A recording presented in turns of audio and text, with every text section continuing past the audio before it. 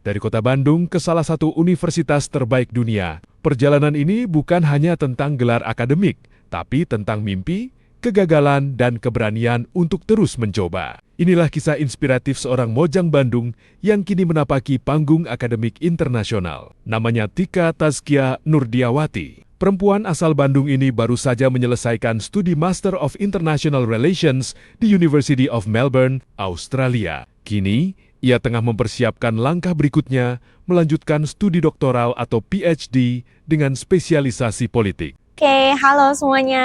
Perkenalkan, aku Tika Tazkia, biasa dipanggil Tika. Aku asal Bandung, sekarang lagi menempuh studi di University of Melbourne, Australia. Jadi aku baru aja lulus dari Master of International Relations, hubungan internasional, dan sekarang alhamdulillah lagi proses untuk lanjut PhD atau studi S3 di spesifikasi politics ya, tetap masih dalam bidang itu.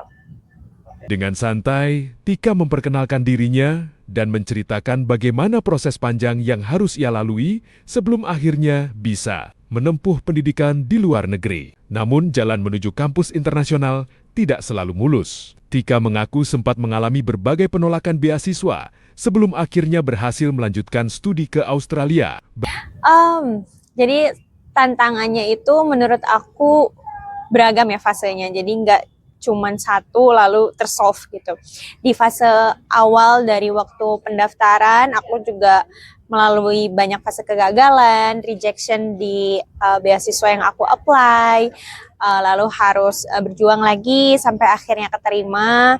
Lalu setelah sampai di sana juga melalui tantangan lainnya, yaitu tantangan culture shock dulu gitu. Dari awal aku sempat agak ragu apakah aku akan menyukai Melbourne dalam 2 tahun ke depan dengan culture-nya yang sangat hustle, yang sangat crowded. Tapi alhamdulillah ternyata survive juga.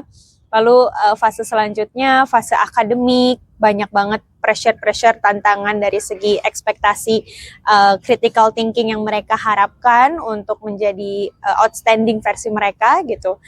Dan fase yang terakhir mungkin fase survive-nya ya, kayak waktu pas udah mau finish dan bentar lagi lulus itu demotivasi. Jadi kayak mencari-cari motivasi lagi untuk menjawab tantangan itu. Apa ya kira-kira aku harus sampai lari sampai finishnya tuh kayak gimana gitu. Jadi tantangannya pasti beragam di fase yang berbeda-beda, tapi alhamdulillah sih semuanya pasti bisa terlalui. Baginya, fase kegagalan justru menjadi bagian penting dalam perjalanan belajar. Menurut Tika, tantangan tidak berhenti. Setelah tiba di Melbourne, ia harus beradaptasi dengan lingkungan baru, sistem pendidikan yang berbeda, serta tuntutan akademik yang jauh lebih tinggi. Salah satu hal yang paling terasa adalah ekspektasi terhadap kemampuan berpikir kritis. Mahasiswa dituntut untuk tidak hanya memahami teori, tetapi juga mampu mengkritisi, menganalisis, dan membangun argumen secara kuat. Hal itu membuat proses belajar menjadi lebih menantang, sekaligus membentuk cara berpikir yang lebih matang. Selain tantangan akademik, Tika juga mengalami perbedaan budaya yang cukup terasa selama tinggal di Australia. Ia melihat hal itu sebagai pengalaman berharga yang mengajarkan tentang toleransi dan penghargaan terhadap keberagaman. Yang buat aku shock pertama dari segi kalau kultural itu budaya di sana itu sebenarnya positif negatifnya banyak ya. Positifnya aku jadi banyak belajar tentang toleransi dari budaya sana. Aku banyak belajar banyak hal banget yang mengembrace sesama dan juga respect, lebih melihat seseorang bukan dari siapa dia tapi apa yang dia bawa ke dalam meja, dalam arti kayak apa nilai dia dan lain-lain gitu. Jadi itu hal positif yang aku bawa, tapi hal negatifnya yang menjadi tantangan juga banyak, kayak kita kan di sana juga minoritas gitu ya, baik sebagai ras, suku, agama gitu. Jadi kita di sana harus menavigasi bagaimana untuk terus berada dalam identitas kita, tapi juga melebur ke masyarakat mereka yang mempunyai latar belakang yang berbeda gitu. Buat aku yang paling pertama awal itu kesusahan untuk, misalnya aku kan menggunakan hijab gitu ya, untuk dari segi pergaulan atau ibadah kayak gitu. Lalu yang kedua dari sisi itu ya tadi budaya kerja gitu, di sana cukup sangat orang-orang hustle gitu ya, tahu tujuannya, bangun pagi terus benar-benar produktif lah. Sedangkan di sini kita kan punya kultur yang lumayan lenient, dalam arti kita masih malam-malam masih ada nongkrong-nongkrong gitu ya. Tapi kalau di sana itu malam bener-bener semuanya tutup, dan pagi sepagi mungkin bahkan sebelum matahari terbit semua orang udah olahraga dan udah sarapan gitu. Sebagai perempuan berhijab, ia juga harus menavigasi kehidupan sebagai bagian dari kelompok minoritas. Mulai dari menyesuaikan pergaulan hingga menjaga konsistensi dalam menjalankan identitas dan keyakinannya. Meski begitu, pengalaman tersebut justru memperkaya perspektifnya. Ia belajar bahwa menghargai orang lain tidak hanya dilihat dari latar belakang, tetapi juga dari nilai yang mereka bawa dalam kehidupan. Kini, setelah menyelesaikan studi magisternya di University of Melbourne, Tika memanfaatkan waktu sebelum melanjutkan PhD dengan kembali ke Indonesia. Ia aktif berkolaborasi dengan berbagai komunitas, NGO, dan media untuk membuat program inspiratif bagi generasi muda. Tak hanya itu, ia juga mendirikan komunitas bernama Muda Empati. Komunitas ini berfokus pada isu pembangunan berkelanjutan atau SDGs dengan pendekatan yang menekankan pentingnya empati dalam memahami persoalan sosial. Bagi Tika, generasi muda tidak hanya perlu cerdas secara intelektual, tetapi juga memiliki kepedulian terhadap lingkungan sosial di sekitarnya. Sebagai lulusan Universitas Padjadjaran, Tika mengaku memiliki banyak kenangan dengan kota Bandung. Salah satunya adalah masa sekolah di SMA Negeri 8 Bandung yang menurutnya menjadi fondasi penting dalam perjalanan hidupnya. Ia percaya Bandung adalah kota yang penuh inspirasi, kota kreatif, kota pendidikan, sekaligus tempat lahirnya banyak ide besar. Momen paling memorable di Bandung. Momen paling memorable di Bandung, setiap momen memorable lagi. Karena mau gimana pun, bagi aku Bandung adalah kota lahir aku, tempat aku tumbuh dari sekolah menengah sampai kuliah S1 juga aku lulusan Universitas Padjadjaran. Jadi banyak banget going back and forth between home and study gitu ya di Bandung.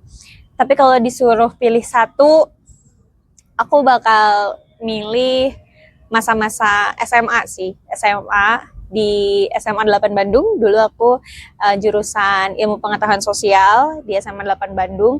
Dan di situ aku ngerasa kenapa memorable, karena itu adalah fondasi dari apa yang sekarang dan insya Allah di masa depan aku petik gitu. Aku pernah baca salah satu quotes dari pendiri company terbesar Meta, yaitu Mark Zuckerberg. Dia bilang dalam bukunya, the age of 18 until 25 is the foundation of your life gitu. Dan umur 18 itu kan kita spend pada saat SMA ya. Dan saat aku look back, oh iya, pada saat SMA aku di Bandung, aku memupuk banyak fondasi dan membangun bata-bata yang sampai sekarang aku tuai gitu. Seberapa dia kokohnya atau seberapa dia rapuhnya gitu. Namun Tika juga menyadari bahwa Bandung masih menghadapi berbagai tantangan perkotaan, mulai dari transportasi publik, pengelolaan sampah, hingga banjir. Baginya, Bandung adalah kota yang terus berproses. Oke. Bandung itu bukan cuma tempat aku berjuang ya, tapi banyak banget pahlawan kita yang berjuang di Bandung ya kan. Bahkan presiden pertama Republik Indonesia juga sekolah dan menempuh pendidikannya di Bandung, di Institut Teknologi Bandung gitu. Jadi nggak salah lagi kalau Bandung ini bukan cuma kota perjuangan, tapi juga kota kreatif, kota pendidikan, kota lahirnya banyak ide-ide besar dan orang-orang besar di negeri ini gitu. Buat aku sendiri, Bandung kota berjuang karena ini adalah refleksi dari bagaimana aku memperjuangkan ilmu yang aku pelajari itu jadi bermanfaat. Salah satunya di kota aku lahir gitu. Aku lihat misalnya sekarang aku studi di Melbourne. Melbourne sendiri adalah sister city dari Bandung. Aku ngelihat dan menilai banyak hal yang aku pelajari di Melbourne yang kayak oke, mereka secara formal sister city, tapi apa nih yang kurang yang aku rasain di Melbourne, tapi nggak aku rasain di tempat aku lahir sendiri gitu. Misalnya dari segi transportasi publiknya, dari segi pengelolaan sampah, dari segi banjir, bencana alam, dan isu-isu lainnya yang itu masalah-masalah besar di kota lahirku gitu ya. Aku sekarang lihat di kota tumbuhku, apa ya yang harus diperjuangkan gitu di Bandung agar Bandung ini lebih pesat lagi, karena mau bagaimanapun Tuhan menciptakan Bandung saat tersenyum gitu ya. Jadi aku akan selalu punya sense of belonging di Bandung. Perjuangannya masih sangat panjang. Aku selalu bilang kayak this is a work in progress ke teman-teman komunitas yang juga sama-sama mengadvokasikan isu-isu Bandung. Kayak ini yang kita lakukan adalah perjuangan investasi jangka panjang.